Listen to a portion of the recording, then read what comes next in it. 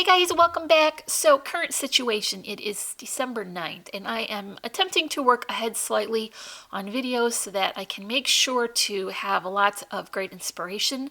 And so sometimes I am making things ahead. So today is actually 6 degrees out and that makes me just want to shut myself up in my shop and not come out and create fun Christmas projects. So this is one. It is a shaker tag I've created with the Classic Christmas collection from Echo Park and a couple trims there from Really Reasonable Ribbon. This is a faux shaker and we're going to get into how we created that.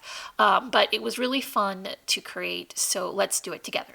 To create the shaker pocket for this tag, I started with these miscellaneous me pocket style page protectors. These are from Bo Bunny, but I think any brand would work. You probably have some in your stash already if you do Project Life or like December Daily, those kind of things. So I am just going to pull one sheet out so that that plastic doesn't make so much noise, and hopefully you can see. The project I am doing today is a bit smaller, just a tag, so the size that made sense for me was the sleeve that would hold the 4x6 journal cards. Now I clipped that out very close to where it is joined, so they have that heat tool and they impress that line so that your pages stay where you put them. I'm going all the way up to that line and then all the way over, and that is a sealed pocket on the bottom. So I can insert a piece of the coordinating pattern paper. For me, this is going to be Echo Park Celebrate Christmas collection, and I'm going to use a few pieces of the ephemera here, and then as well the chipboard stickers and the pattern paper. So I tucked one of those in to my clear pocket, and then once I measured how far I would need, I flipped over the remainder of that pocket, and now I'm going to just seal it in the back with a bit of hot glue, and then I clipped the corners a little tiny bit so that they would not extend past where the top of the tag is cut, because I did nip in the sides just a little. Want to have that iconic tag shape without the little pokey pieces sticking out. So once I picked my collection, I knew that a variety of sequins in green and white and gold would look perfect and very festive. They do shake a little bit, but it's mostly just for a visual effect. It's a faux shaker. And when you clip the corners, if you need to do that, make sure that you only take off enough that your sequins won't escape out the top. So I'm just going to seal the rest of that and we can begin to build the tag. So this is the upper layer of my tag. When it's finished, it'll be flipped over and this will be on the top. In order to work enough space in to sandwich that shaker portion, you do have to add your double-sided foam so that you can make sure to sandwich that in without creating a lump in the middle. I have not left really any room for this to move around, so I'm going to get away with adding just a little sliver of flat double-sided adhesive tape, and that will just hold it in place, but I'm not concerned that it will go anywhere because I just really have put that foam right on up to the edge, so that will hold it in place. I'm gonna just go ahead and stick that on now so that we can work on attaching it to the rest of the card. So you see how that will look with that alternating pattern, and I want to be aware of where those clipped edges are so that I don't run over the top of the tag. So I'm going all the way to the bottom there, and then just tack that in place. Like I said, it's going to hold it in with the foam, so I am confident that we are in good shape. See, now it does shake a little bit, not as much as if you had done like a double layer and put in a piece of acrylic, but you're going to get that same effect. So here is that really sweet patterned paper from Echo Park, and I want to finish the bottom with this plaid because you guys know I am obsessed with my plaid, and this is a gorgeous combination with the red and black plaid and then the black in the background of that beautiful holly and berry. So here is going to be just the front of the card, and I can remove all the adhesive from the back and stick it to the cardstock layer, which will become the border for the next layer.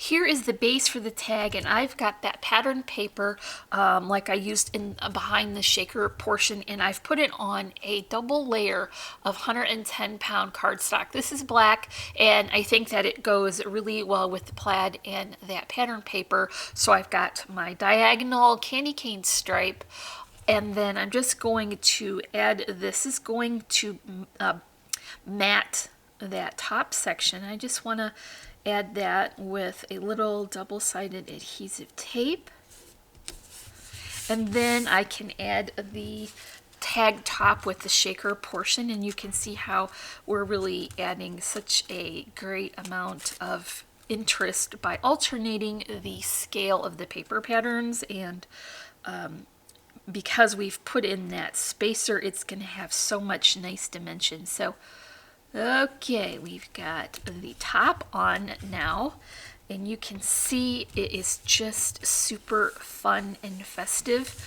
and the sequins have a little bit of sparkle, so you definitely need that for the holidays. And you see it does shake a little bit, which is fun. Okay, I've got for the bottom of this tag a bit of that evergreen chenille type stem, and I'm going to add that to the bottom.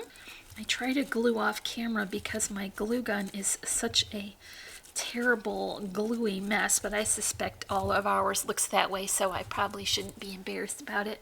Okay, this is secured on the bottom. What my focal point is, a sticker from that chipboard Accents, and it is a really adorable retro inspired Santa, and he will go right here. So I want to just lay that in place temporarily so that I can add my sentiment without taking up all the room and having him to hang off the edge too much. So before I tack that into place, I want to include this very sweet little die cut glitter star. So I'm going to tack that here.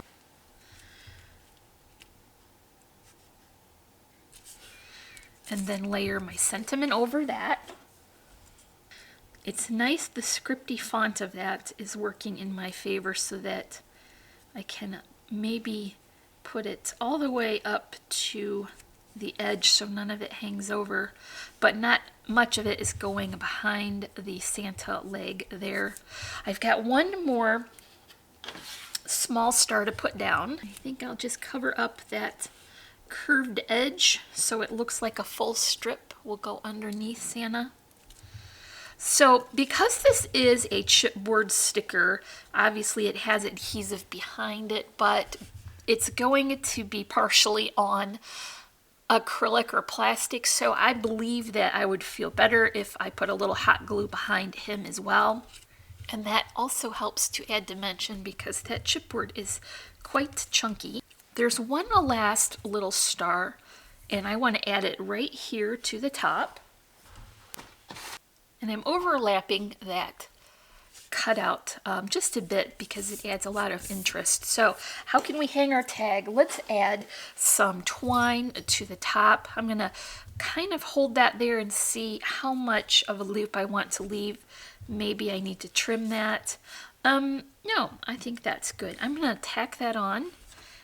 I glued my finger to my tag.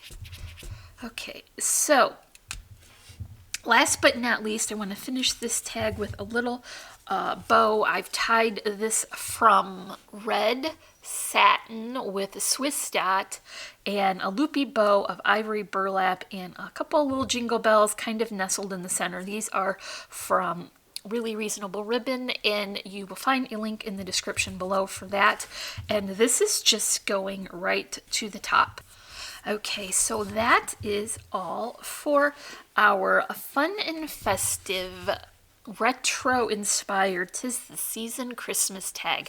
What's great about this tag is that you could use it for a tag on a gift. You could use it as an ornament on a tree or tuck it into your Christmas decor.